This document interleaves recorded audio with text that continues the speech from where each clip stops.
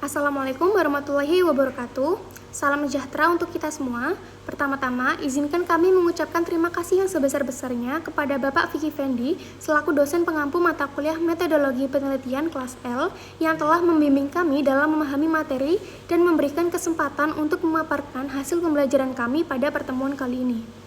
Video ini merupakan bagian dari tugas kelompok kami, yaitu kelompok 7, yang mengambil materi dari buku Qualitative Inquiry and Research Design karya John Creswell, edisi terbaru yang menjadi rujukan utama dalam pembelajaran metode penelitian kualitatif.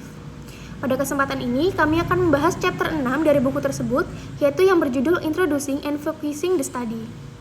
Sebelum memulai pemaparan materi, izinkan saya memperkenalkan anggota kelompok 7 terlebih dahulu. Pertama-tama ada Alexa Nora Soraya dengan NPM Mahir 164, lalu ada Melina Amelia Ardi dengan NPM Mahir 171, lalu ada Melati Cayaning dengan NPM Mahir 185, dan yang terakhir Faizah Madia Fitin dengan NPM Mahir 193. Nah, pada bagian pertama ini kita akan membahas mengapa pendahuluan merupakan bagian yang sangat penting dalam penelitian kualitatif. Nah, menurut Creswell, jika awal penelitian tidak disusun dengan jelas, misalnya tujuan penelitiannya masih kabur, kemudian pertanyaan penelitiannya tidak spesifik, atau masalah penelitiannya tidak ditegaskan dengan baik, maka pembaca akan kesulitan mengikuti alur penelitian secara keseluruhan. Nah, penelitian kualitatif membutuhkan alur yang padu dan juga logis. Artinya, semua bagian penelitian harus saling terhubung. Masalah penelitian harus mengarah pada pertanyaan penelitian, kemudian pertanyaan tersebut menentukan bagaimana data dikumpulkan, dan hasil penelitian nanti harus kembali menjawab pertanyaan tersebut, serta memberikan pemahaman baru mengenai masalah awal. Nah, jika pendahuluannya kuat, maka pembaca akan merasa bahwa penelitian ini benar-benar mempunyai arah yang jelas. Nah, sebaliknya, jika pendahuluannya lemah, membuat studi terasa tidak konsisten atau tidak fokus. Nah, sumber masalah dalam penelitian kualitatif biasanya berasal dari hal-hal yang sifatnya nyata. Misalnya pengalaman seseorang, kemudian kondisi sosial yang sedang terjadi, lalu ada isu dalam organisasi, atau fenomena yang belum dipahami secara mendalam. Nah, selain itu bisa juga berasal dari kekosongan literatur, seperti perspektif yang belum pernah diteliti atau kelompok masyarakat yang belum mendapatkan perhatian. Oleh karena itu, bagian pendahuluan berfungsi bukan hanya sebagai pembuka, tetapi juga untuk meyakinkan pembaca bahwa penelitian ini penting, relevan, dan juga layak untuk dilakukan. Nah, pendahuluan menjadi pintu masuk bagi pembaca untuk mengerti konteks dan juga arah penelitian.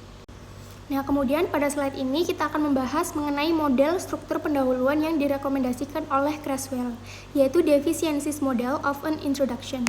Jadi model ini membantu peneliti menyusun pendahuluan secara runtut dan juga meyakinkan. Nah, komponen pertama adalah membuka topik. Bagian ini biasanya menggunakan narrative hook atau kalimat pembuka yang menarik perhatian. Nah, kalimat ini bisa berupa angka statistik, cerita singkat, pernyataan kontroversial, atau fenomena yang sedang hangat. Tujuannya adalah untuk membuat pembaca langsung merasa bahwa isu yang diangkat itu penting. Kemudian komponen kedua adalah merumuskan masalah penelitian.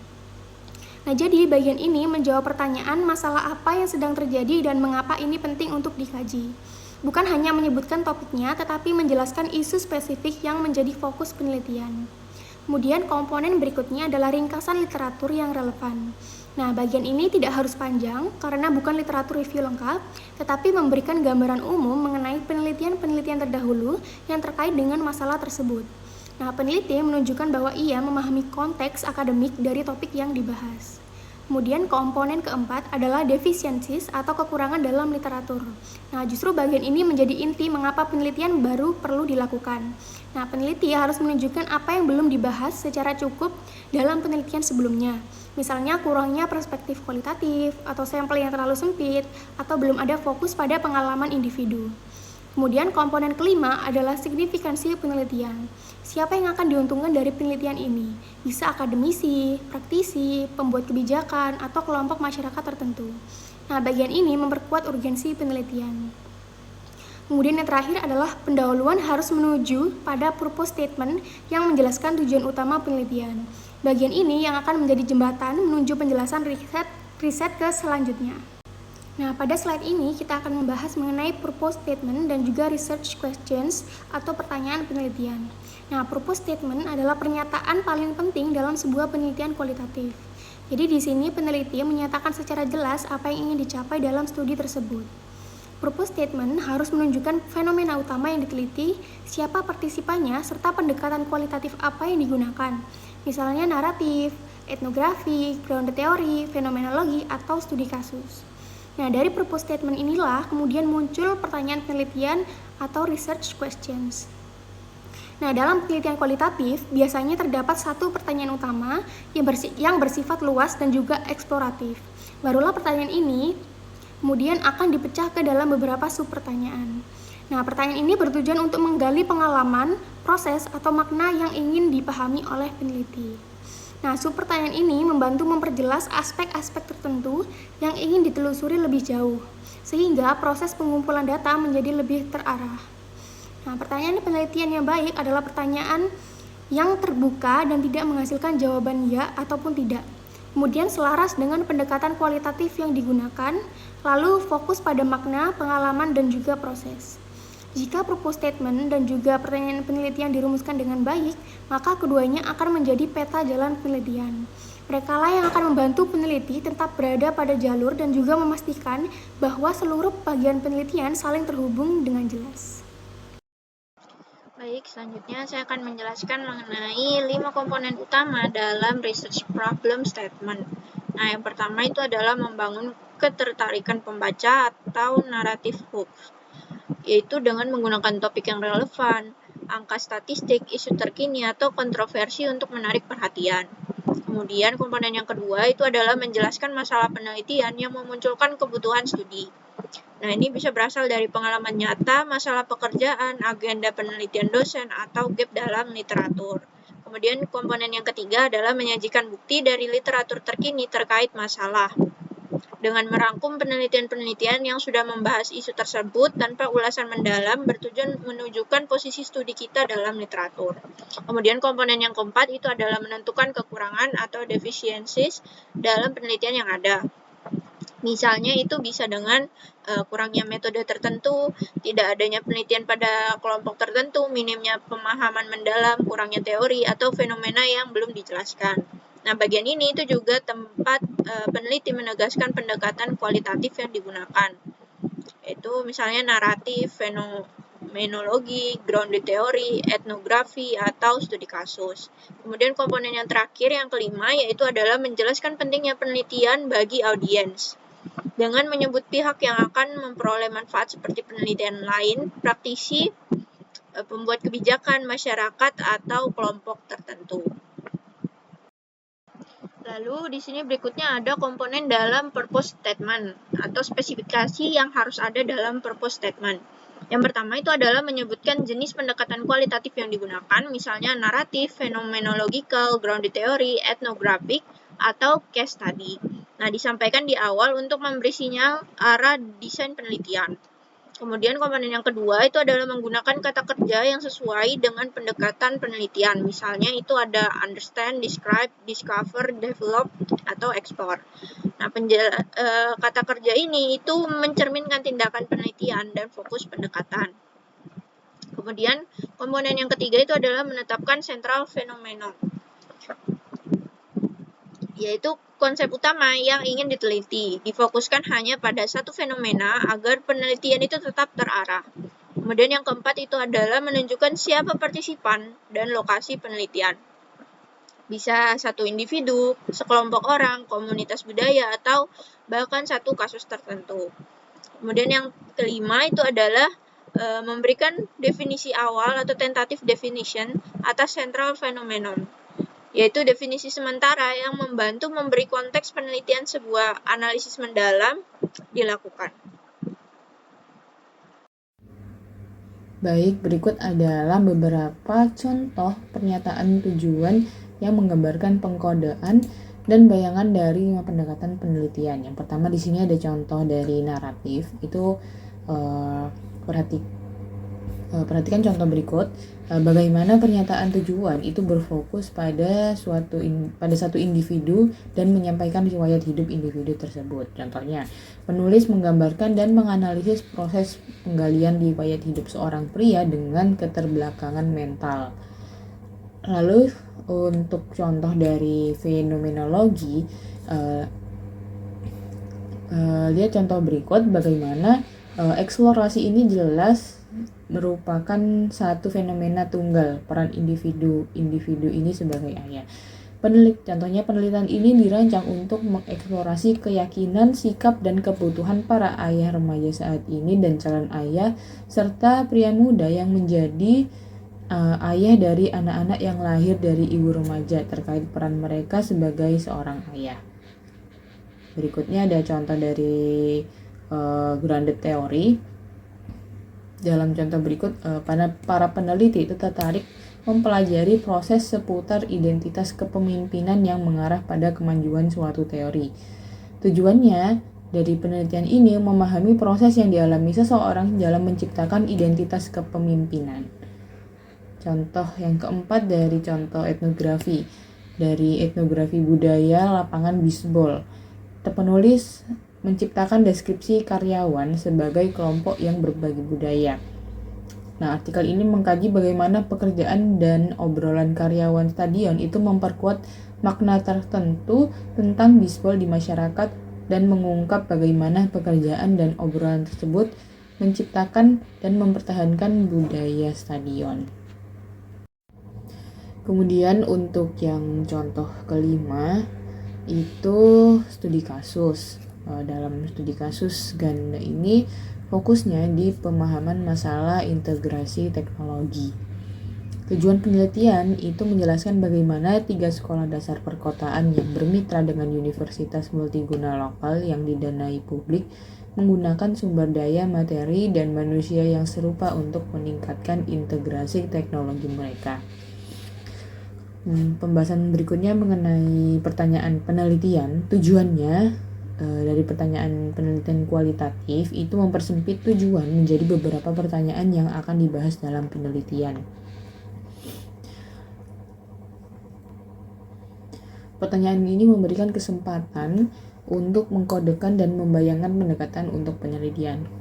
Mengenai pertanyaan sentral, pertanyaan penelitian kualitatif bersifat terbuka, berevolusi, dan non-direksional. Pertanyaan tersebut itu menyatakan kembali tujuan studi dalam istilah yang lebih spesifik.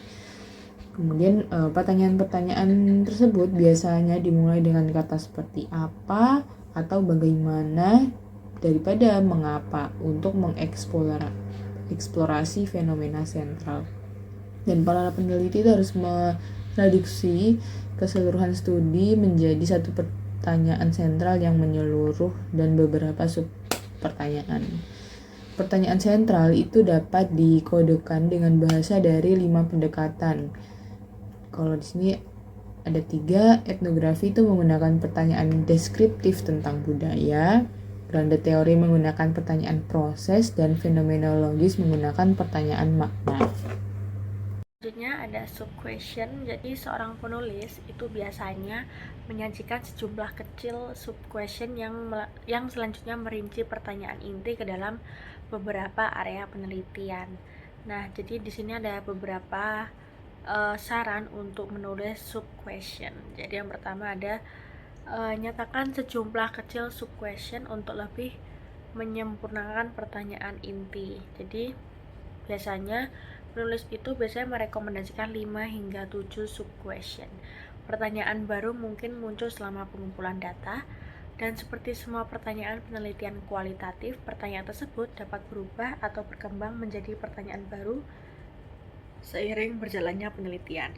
Lalu selanjutnya ada pertimbangan sub-question maksudnya sebagai cara untuk membagi pertanyaan sentral menjadi beberapa bagian. Jadi bisa menanyakan ke diri sendiri. Jadi kayak jika pertanyaan sentral dibagi menjadi beberapa area yang ingin dijelajahi, area atau bagian apa saja yang akan dijelajahi itu perlu kita tanyakan ke diri masing-masing atau diri peneliti. Nah, jadi ilustrasi yang bagus itu datang dari etnografi. Menurut Walcott 2008 itu mengatakan bahwa tur besar atau pertanyaan sentral seperti apa yang terjadi di sini hanya dapat dibahas ketika dijabarkan secara rinci. Lalu ada menuliskan sub-question yang dimulai dengan kata bagaimana atau apa dalam cara yang sama seperti pertanyaan utama. Lalu ada membuat sub-question terbuka seperti pertanyaan utama, lalu menggunakan sub-question untuk membentuk pertanyaan inti yang diajukan selama pengumpulan data seperti dalam wawancara atau observasi. Jadi kita sebagai peneliti itu bisa dapat menulis sub-question yang berfokus pada analisis lebih lanjut fenomena sentral yang berkaitan dengan jenis penelitian kualitatif yang digunakan. Nah, dalam studi naratif, pertanyaan-pertanyaan itu dapat menggali lebih jauh makna cerita. Nah, dalam fenomenologi, hal ini tuh akan membantu menetapkan komponen-komponen esensi penelitian. Nah, dalam grounded theory, hal ini itu akan membantu merinci teori yang muncul. Lalu dalam etnografi, hal ini akan merinci aspek-aspek kelompok berbagi budaya yang akan kita teliti seperti ritual para anggota, komunikasi mereka, cara hidup ekonomi mereka, dan sebagainya. Jadi dalam studi kasus, sub-question itu akan membahas elemen-elemen kasus atau isu yang ingin kita atau peneliti pahami. Jadi untuk mengilustrasikan sub-question isu dalam sebuah studi, Grades 1995 halaman 4 itu mengkaji profesionalisme guru sebagaimana dipahami oleh guru-guru sekolah dasar yang berpraktik dalam studi fenomenologinya. Jadi ia tuh mengajukan pertanyaan inti dan sub-question seperti berikut ini. Jadi ada pertanyaan intinya itu tuh apa arti bagi praktisi menjadi seorang guru profesional. Nah, jadi nanti sub-questionnya itu berupa seperti apa yang dilakukan guru profesional, apa yang tidak dilakukan oleh guru profesional, lalu apa yang dilakukan seseorang yang mencontohkan istilah guru, profesionalisme, lalu apa yang sulit atau mudah tentang menjadi seorang pendidik profesional, bagaimana atau kapan kita atau Anda pertama kali menyadari menjadi seorang profesional.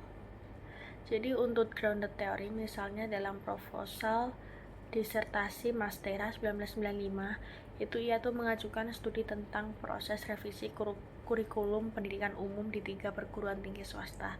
Nah, rencananya itu memerlukan sub-question. Jadi pertanyaan utamanya tuh apa teori yang menjelaskan proses perubahan dalam revisi kurikulum pendidikan umum di 3 kampus, diikuti oleh sub-question seperti bagaimana kepala bagian akademik berpartisipasi dalam proses di setiap kampus. Seperti itu. Sekian paparan presentasi dari kelompok kami. Mohon maaf apabila ada salah kata atau kalimat. Semoga bisa bermanfaat ilmunya. Wassalamualaikum warahmatullahi wabarakatuh.